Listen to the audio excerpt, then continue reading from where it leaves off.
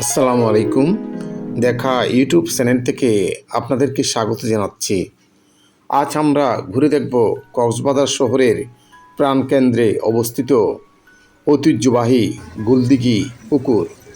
বহু বছরের ইতিহাস, স্থানীয় মানুষদের স্মৃতি আর নগর জীবনের সঙ্গে জড়িয়ে থাকা এই গুলদিঘি আজও কক্সবাজারের অন্যতম পরিচিত স্থাপনা ও বিনোদন কেন্দ্র। এই ভিডিওতে আমরা জানব গুলদিঘির ইতিহাস, বর্তমান সৌন্দর্য আর চারপাশের পরিবেশ, কেন এটি কক্সবাজারের মানুষের কাছে এত গুরুত্বপূর্ণ। তাই ভিডিওটি শেষ পর্যন্ত দেখুন।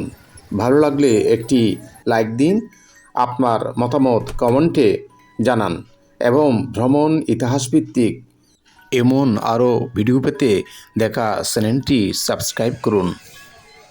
চলুন বন্ধুরা, শুরু করা যাক কক্সবাজারের ঐতিহ্যবাহী গুলদিঘি ভ্রমণ।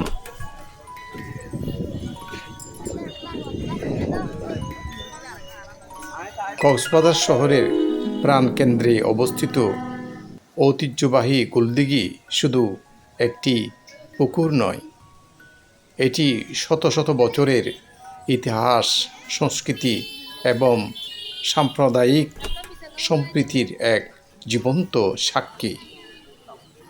স্থানীয় ইতিহাস অনুযায়ী রাখাইন রাজাদের শাসনামলে কক্সবাজার অঞ্চলের সুপেয় পানির তীব্র সংকট দেখা দিলে সেই সমস্যা সমাধানে এই গুলদিঘি খনন করা হয়।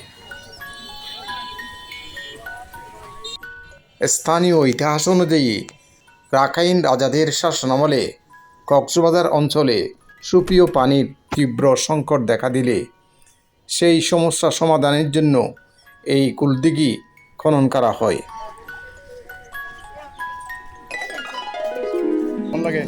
ভালো, অনেক ভালো। এখানে অনেক ভালো লাগে, অনেক বাতাস আছে, এখানে বৃষ্টি পড়ছে, তাই আরো ভালো লাগছে।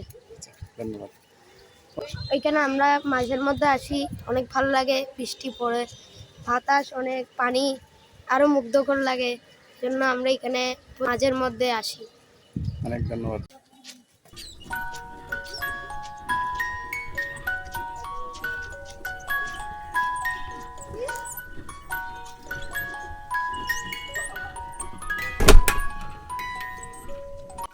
বন্ধুরা, আমি এখন সিঁড়ি বেয়ে পুকুরের একদম কাছে চলে আসছি। খুবই সুন্দর, কাছ থেকে পুকুর দেখার মজাই আলাদা। আর এখানে নিরাপত্তার জন্য রেলিং দেওয়া হয়েছে যাতে কোনো দুর্ঘটনা না ঘটে। সকাল বিকাল অনেক দর্শনার্থী এই গুলদিঘি ভ্রমণে আসে। গুলদিঘির পুকুরটি সংস্কার করে কক্সবাজার উন্নয়ন কর্তৃপক্ষ। বর্তমানে এটি কক্সবাজার পৌরসভা দ্বারা পরিচালিত। বন্ধুরা, গুলদিঘির অবস্থান হচ্ছে কক্সবাজার প্রধান সড়কের দক্ষিণ পাশে, বাজারঘাটা এলাকার ঠিক কাছাকাছি কক্সবাজার সরকারি বালিকা উচ্চ বিদ্যালয়ের পাশে। দীর্ঘদিন ধরে এটি শহরের মানুষের সুপেয় পানির অন্যতম প্রধান উৎস হিসাবে ব্যবহৃত হয়েছে। একই সঙ্গে এলাকার প্রাকৃতিক ভারসাম্য রক্ষায়ও গুরুত্বপূর্ণ ভূমিকা পালন করেছে। সময়ের সঙ্গে সঙ্গে অযত্ন, দখল এবং অব্যবস্থাপনার কারণে গুলদিঘির ঐতিহ্য ও সৌন্দর্য অনেকটা হারিয়ে যেতে থাকে। তবে কক্সবাজার উন্নয়ন কর্তৃপক্ষ 2019 সালে প্রায় 36 কোটি টাকা ব্যয়ে গুলদিঘি সংস্কার ও সৌন্দর্যবর্ধন প্রকল্প গ্রহণ করে। প্রকল্পের আওতায় গুলদিঘির চারপাশে নির্মাণ করা হয় আধুনিক ওয়াকওয়ে, দর্শনার্থীদের জন্য বসার ব্যবস্থা, উন্মুক্ত প্রাঙ্গণ এবং নান্দনিক অবকাঠামো। সংস্কার কাজ শেষে 2020 সালে জুন মাসে এটি আনুষ্ঠানিকভাবে জনসাধারণের জন্য উন্মুক্ত করা হয়। আমার সাথে যোগ দিলেন কক্সবাজারের সাংবাদিক কল্লুল দে চৌধুরী। ওনার বাসা এখানে। গুলদিঘির পুকুরের ঠিক পূর্ব পাড়ে ওনার বাসা। কলুল ভাই বলেন এই গুলদিঘির পার্ক সম্পর্কে। আমরা হেঁটে হেঁটে কথা বলি। কথা বলি, এটা হ্যাঁ। একটি ঐতিহ্যবাহী পুকুর। এটাকে সম্পূর্ণ গোল বলে, এটাকে গোলদিঘি নামে অনেক আগে থেকেই আখ্যায়িত করা হয়েছে। বলা হয়ে থাকে যে এটা গোলদিঘি, যেহেতু গোল ছিল। এখানে পূর্ব পাশেই গোলদিঘির পূর্ব পাশে হচ্ছে আমাদের কক্সবাজার শহরের সবচেয়ে বড় কবরস্থান, পবিত্র কবরস্থান অবস্থিত। পশ্চিম পাশে মার্কাস মসজিদ, সেটা ঐতিহ্যবাহী একটি মসজিদ, এবং দুটি মন্দির রয়েছে সনাতন সম্প্রদায়ের।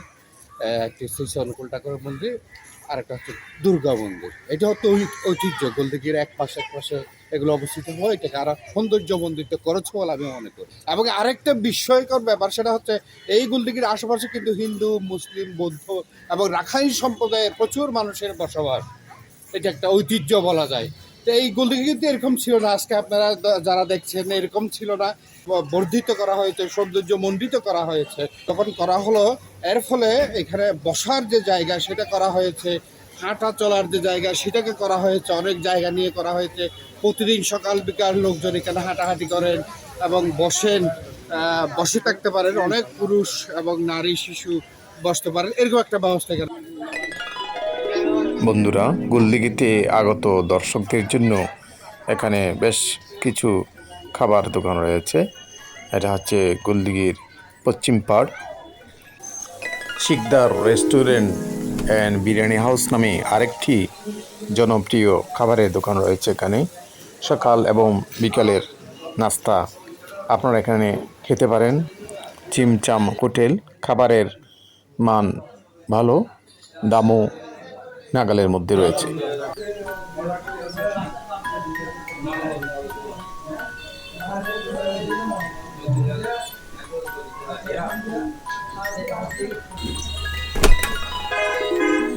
এটি গুলদিঘির পশ্চিম পাড়ের কক্সবাজার সরকারি বালিকা উচ্চ বিদ্যালয় সড়ক। সড়কের পাশ ঘেঁষে রয়েছে জেলার গুরুত্বপূর্ণ তাবলিগ জামাতের মার্কাজ মসজিদ। এটি কক্সবাজার জেলার ঐতিহ্যবাহী একটি প্রাচীন জামে মসজিদ। এটি মসজিদের নতুন ভবন, পুরাতন ভবনটি এখন আর নেই। অপরদিকে গুলদিঘির পশ্চিম ও উত্তর পাশে রয়েছে শ্রী শ্রী অনুকূল ঠাকুরের আশ্রম ও মন্দির। ধর্ম যদি নাইরে ফুটল জীবন মাঝে নিত্যকর্মে, বাতিল করে রাখলি তারে কি হবে তোর তেমন ধর্মে। বাণীটি শ্রী শ্রী ঠাকুর অনুকূল চন্দ্রের। এই মন্দিরের ঠিক উত্তর পাশে রয়েছে বৌদ্ধ ধর্মের একটি মন্দির।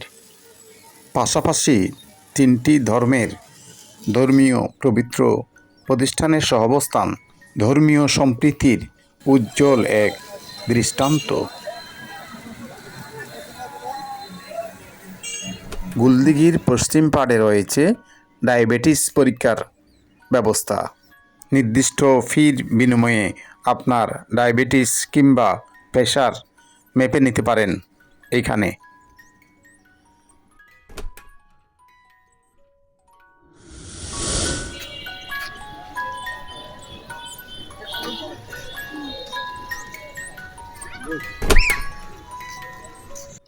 গুলদিঘিতে কর্তৃপক্ষ কিছু বিধিনিষেধ দিয়েছেন, যেমন পুকুরে গোসল করা, কোনো কিছু ধৌত করা ও পানিতে নামা সম্পূর্ণ নিষেধ। এছাড়া পানিতে ময়লা আবর্জনা ফেলা, পুকুরে মাছ ধরা এবং পুকুরের পরিবেশ নষ্ট হয় এমন কোনো ধরনের কাজ করা সম্পূর্ণ নিষেধ। দিনের ব্যস্ততা শেষে বিকেলের নরম আলো যখন কক্সবাজার শহরের উপর ছড়িয়ে পড়ে, তখন যেন নতুন প্রাণ ফিরে পায় ঐতিহ্যবাহী গুলদিঘি। চারপাশের ওয়াকওয়ে ধরে হাঁটছেন ছোট বড়, তরুণ প্রবীণ সবাই। কেউ শরীর চর্চা করছেন, কেউ পরিবারের সদস্যদের নিয়ে সময় কাটাচ্ছেন, আবার কেউ বন্ধুদের সাথে সঙ্গে গল্পে মেতে উঠেছেন।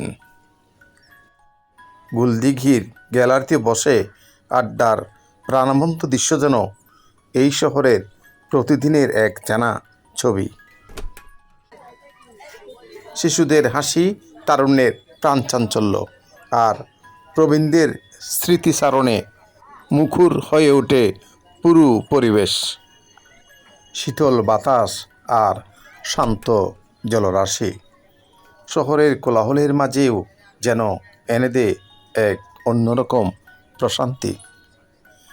কেউ মোবাইলে ছবি তুলছেন, কেউ স্মৃতি ধরে রাখছেন ভিডিওতে, আবার কেউ নীরবে বসে উপভোগ করছেন বিকেলের অপূর্ব সৌন্দর্য।